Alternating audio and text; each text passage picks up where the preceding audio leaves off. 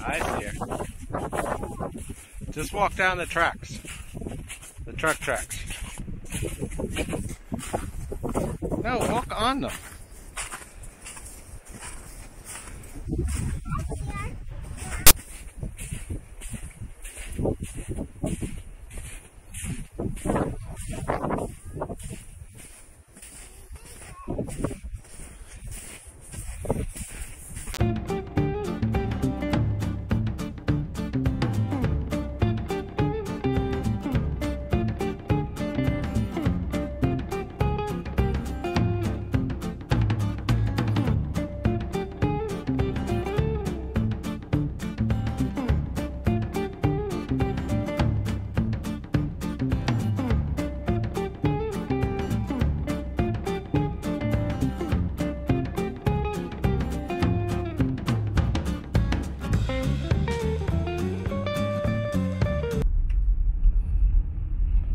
Okay, this is, I've got to run downtown, pick up a couple things. But for those of you who don't live in Vermont, number one, this is what a winter road looks like. It's pretty much got ice, snow. It's pretty solid, mostly ice, and packed down really hard with a modicum of sand on top. And you sort of have to learn how to drive on these kind of roads because, well, everybody just have to. And I mean, some people drive a little bit slower, but I've driven on these roads for a long time. So the going isn't the problem, it's the stopping and sliding around. It's much like gravel, only slipperier. So even when this road isn't snow covered and everything else, there's still, you know, you've got to use a bit of caution as to how, and you got to know how the car's going to react if you have to brake and da-da-da-da-da. Like, for instance, here comes a plow truck. So we both move over a little bit, all good. It also helps when you live in places like this to have either a four-wheel drive car, truck, or front-wheel drive, or in this case, this car, this Subaru, is all-wheel drive. So it sort of senses which is slipping, which isn't, that kind of thing, and does a great job. But a back drive, you know, like the old kind of cars and stuff like that, yeah, that doesn't work so good. Okay, so here's your corner. You never take your corners, you always go on the inside unless somebody else is coming. So that way you can slide a little bit to the outside. You do the same thing when it's gravel, because the gravel slides you too. Sort of like if you ever saw those dirt track races, you have to slide into the corner hard and then you slide out as you go. So why am I telling you these things? I just, you know, there's a lot of people I know who watch this channel who aren't used to winter in any regard because they come from southern climates, and they've never had these experiences of driving on snow-covered roads or icy roads or whatever. So, you know, it's just a little bit different perspective of how you do it. And I guess I've been lucky enough that I've been able to drive on all kinds of roads.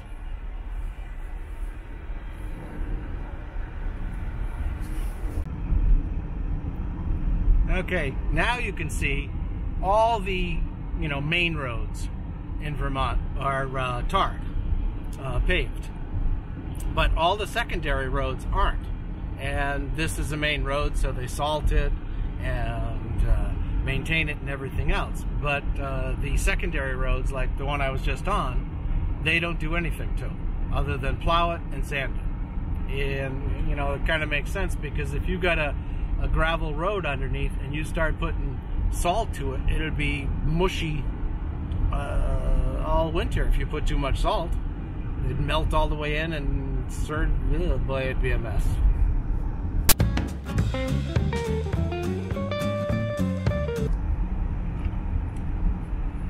One of the other things you might not think about is that when you live in a northern climate too, unless you have a vehicle like this that has all-wheel drive and you have, you know, sort of all year round tires, if you've got like a front-wheel drive car, you have to have 2 sets of tires. Excuse me. One for the summer months and then another set for the more aggressive winter months. So, I mean, that sort of goes with everything. Like, if you live in a southern climate, you're not going to have the same winter clothes, pants, boots, and shorts and everything else. But in northern climates, you have to have, like, double of everything. So, it tends to be a tad bit more expensive, but then a lot of your wages, depending on the job, tend to be better, too.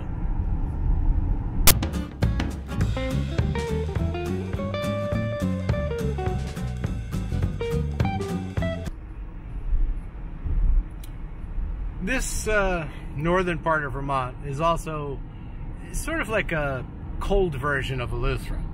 You know, it's relatively small. Everybody tends to know everybody, for the goods and the bads, and then, of course, if it's not good enough, you can always make something up. But people are generally pretty friendly, courteous, all that kind of stuff. It's not like, you know, a lot of big city stuff. So, you know, like, there was just a light back there. There was 2 cars going across the intersection. I let them through. They both waved, said thank you. A lot of times that doesn't happen in other places, but it still happens here, which is nice.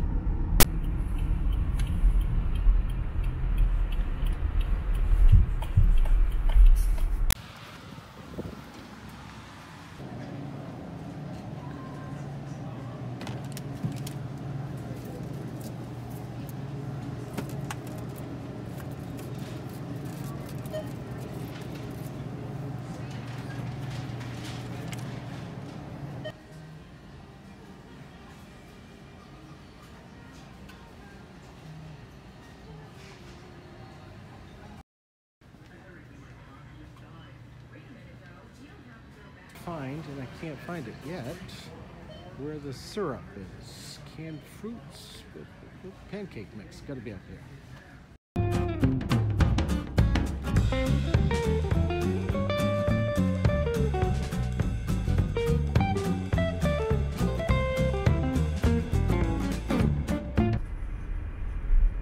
Well, again, there's another similarity.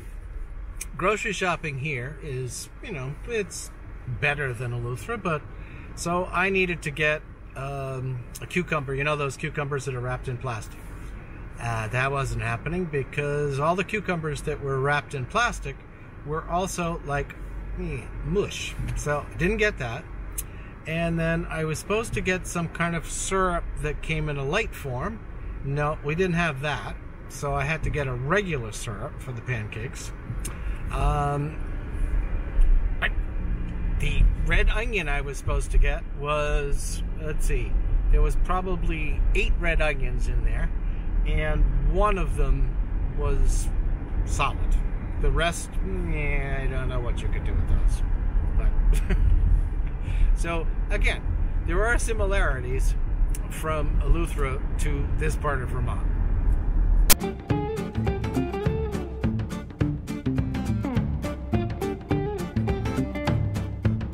And again, there are similarities. You'll notice the man just passed me on the sort of curve with a hill coming up. I do have to say, though, that the passing on hills and corners is more of a rare thing here than it is in Eleuthera. So that one's not exactly the same. You may have noticed when I was a few pictures snapped before this of the coffee over at that supermarket, and one is a roaster, probably 45 minutes north of here, and another is a roaster over in Burlington. And I looked at, you know, what they had to offer and what their prices were, and, you know, having been studying coffee beans and the costs of them and and all that kind of stuff, One of them was selling a coffee, a 1 pound bag, for $10.99, which if you're buying, and it was a blend. So when you see a blend, from what I've learned, it's generally either two coffees that'll complement each other, a good coffee and an coffee, and a Arabica bean and a Robusto to make, you know, the Robusto beans are cheaper, but they don't have the taste. So there's these little things, and it's always kind of leery to me when I see that there's a pound of, you know, custom roasted coffee, shall we say, that's $10.99. It just doesn't make sense. So I think when you see those kind of deals, it's more because they've used either a cheaper bean or a cheaper bean mix to make it, because from my understanding of it, you're going to be running somewhere around, you know, your average coffee on a small scale, not on a huge one, is going to be running about $6 to $8 a pound would be your cost on a good coffee. But, you know, then I'm looking at more specialty coffees, not sort of run-of-the-mill stuff. I mean, you can get coffee for a couple bucks a pound on the wholesale market, but it's not specialty. It's not special. It's coffee.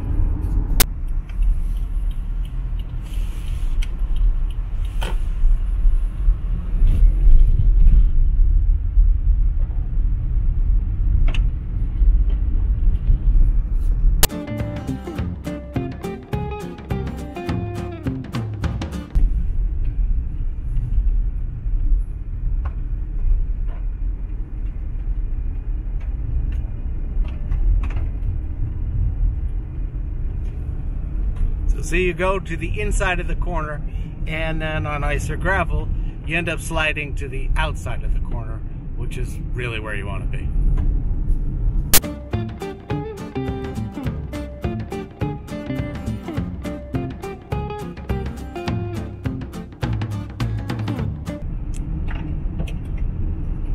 You might also be saying, okay, well, he seems to be driving about the normal speed, and it's sort of the normal speed. I mean, even though it's ice and sand and snow, I think I'm only going about 45, so that's about normal for here. Oh, people drive faster here too, just like they drive faster in Eleuthera.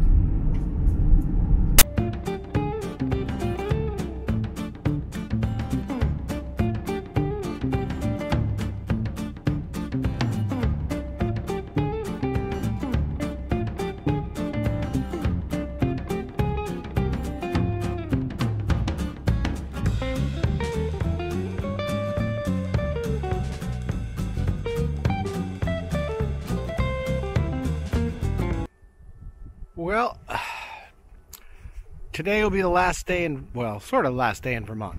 Tomorrow we get up and we're headed to Maine, and then we'll be in Maine for a couple days, Maine and New Hampshire, and then Saturday we end up going back to Eleuthera, and hopefully don't need this anymore.